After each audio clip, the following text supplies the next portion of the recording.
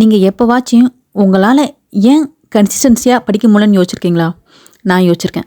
அதோட விளைவு தான் இப்போ நான் என் கிட்ஸ் அண்ட் ஃபேமிலியை பார்த்துட்டு கூட ஒரு நாளைக்கு ஒரு 5 மணி நேரம் கன்சிஸ்டன்சியாக என்னால் படிக்க முடியுது. டெய்லியுமே படிக்கிறேன். அது எப்படின்னு இந்த வீடியோவில் நான் சொல்லியிருக்கேன். ஸோ டெய்லியும் படிக்கணுங்கிற எண்ணம் இருக்கவங்க மட்டும் வீடியோ ஃபுல்லாக பாருங்கள். Hello friends, welcome to Magi steps. நான் உங்கள் மகி. சப்ஸ்கிரைப் பண்ணாதவங்க சப்ஸ்கிரைப் பண்ணிட்டு பார்க்க ஸ்டார்ட் பண்ணுங்கள். பொதுவாகவே டிஎன்பிஎஸ்சி குரூப் 4 அண்ட் குரூப் 2 எந்த ஒரு எக்ஸாம் ஆகட்டும் படிக்க ஸ்டார்ட் பண்ணுற எல்லாருமே ஒரு கனவோடு தான் படிக்க ஸ்டார்ட் பண்ணுவோம். நமக்காகவா இருக்கும், இல்லை நம்ம ஃபேமிலிக்காகவா இருக்கும், இல்லை இந்த சமுதாயத்தில் நல்ல ஒரு பேர் வாங்கணும், ஒரு அந்தஸ்துக்கு போகணும் அப்படிங்கிறது காரணத்துக்காக நம்ம கவர்மெண்ட் எக்ஸாம்ஸ் படிச்சுட்டு இருப்போம். இதையும் தாண்டி பல காரணங்கள் இருக்கலாம். அந்த காரணத்தோடு நம்ம படிக்க ஸ்டார்ட் பண்ணுறப்ப ஃபஸ்ட்டு ஒரு வாரம் அப்படியே இந்த புயல் வேகத்தில் படிப்போம். இந்த ஜாப் ஆனவங்க கொடுக்குற பேட்டி பார்க்குறது, மோட்டிவேஷன் வீடியோலாம் பார்த்துட்டு டெய்லி 12 மணி நேரம் 12 மாதம் படிக்கிறோம். படிச்சுட்டு வேலை வாங்கிட்டு செட்டில் ஆயிரும் அப்படிங்கிற எண்ணத்தோடு படிக்க ஸ்டார்ட் பண்ணுவீங்க. ஒரு வாரம் அந்த மாதிரி நீங்கள் படிப்பீங்க. அதுக்கப்புறமா நீங்கள் சோர்ந்து போய் டயர்டாகி படிக்கிறதே வெறுக்கிற லெவலுக்கு போயிடும். ஏன் அப்படின்னா ஒரு 10 மணி நேரம் அப்படியே இப்போவே படித்து இப்போயே வேலை வாங்குற மாதிரி படிப்பீங்க. அந்த ஸ்பீடு உங்களுக்கு போக போக இருக்காது.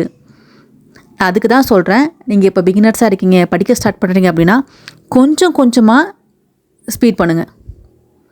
டெய்லி ஒரு மணி நேரம் படிங்க, 2 மணி நேரம் படிங்க, அதை 3 மணி நேரம் ஆக்குங்க. உங்களோட ஒர்க்லோட பொறுத்து அதை பேஸ் பண்ணி ஸ்டடி பிளானை நீங்கள் உங்களுக்காக ஒன்று போடுங்க. இப்போ நான் ஹவுஸ் ஒய்ஃப், வீட்டையும் கிட்ஸையும் பார்த்துட்டு படிக்கணும் அப்படின்னா என்னால் அதிகபட்சமே 4 to 5 மணி நேரம் தான் ஒதுக்க முடியும். நான் அதுக்கு மேலே வந்துட்டு ஒன் டே 8 மணி நேரம் 10 மணி நேரம் படிக்கணும்னு நான் ஃபிக்ஸ் பண்ணேன் அப்படின்னா என் ஃபேமிலி நான் பார்த்துக்க முடியாது. அதே ஒரு பெரிய மண்டைக்குள்ள ஒரு பிரச்சனையாக ஓடிட்டே இருக்கும். வீட்டு வேலையை அப்படியே போட்டு வச்சுருப்பேன். ஸோ இதெல்லாம் செய்யாமல் நான் படிக்க உட்காந்தேன் அப்படின்னாலும் என்னால் படிக்க முடியாது. நீங்கள் 1 மணி நேரம் படித்தாலும் முழு கவனத்தோடு படிக்கணும். கவனம் எங்கேயோ இருக்குது, நீங்கள் புக்குக்கிட்ட இருக்கீங்க அப்படின்னா அது வேலைக்கே ஆகாது. நான் லாஸ்ட் ஒரு வாரமாக வந்துட்டு இன்னொரு சேனலில் ஒன்லி ஸ்டடிக்காக மட்டுமே ஸ்டடி லைவ் ஒன்று போட்டிருந்தேன். அந்த ஸ்டடி லைவில் ஃபஸ்ட் டே வந்துட்டு ஒரு 12 பேர் பக்கம் ஜாயின் பண்ணியிருந்தாங்க. டே 7 அப்படிங்கிறப்ப அந்த 12 பேர்த்து இருந்து 4-5 பேர் தான் இருந்தாங்க. நேத்தோடு நான் அந்த லைவவே க்ளோஸ் பண்ணிட்டேன். ஏன்னா வந்துட்டு யாருமே டெய்லி படிக்க வரல. என்கிட்ட பர்சனலி நிறைய பேர் மெசேஜ் பண்ணி கூட கேட்டாங்க, நீங்கள் லைவ் போடுங்க, நான் ஜாயின் பண்ணிக்கிறேன், கூட சேர்ந்து படிக்கிறேன் அப்படின்னு. அந்த 3 மணி நேரம் நான் ஒருத்தி தான் உட்காந்து படிச்சுட்டு இருந்தேன். என் கூட படிக்கிறேன்னு சொன்ன யாருமே அதில் ஜாயின் பண்ணலை. நம்மளோட எண்ணங்கள் அவ்வளோதான்.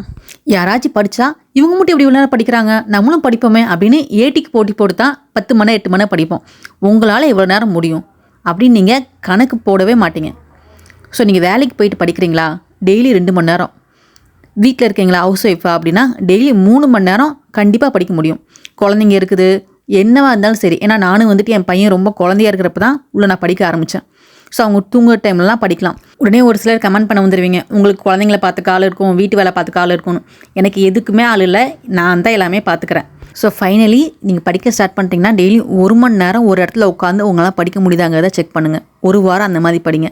நெக்ஸ்ட் வீக்கு 2 மணி நேரமாக அதை மாற்றுங்க. ஸோ இந்த மாதிரி நீங்கள் பண்ணுறப்ப ஆட்டோமேட்டிக்காக கன்சிஸ்டன்சியாக உங்களால் படிக்க முடியும், ஒரு இடத்துல உட்கார முடியும். தேங்க்ஸ் ஃபார் வாட்சிங்.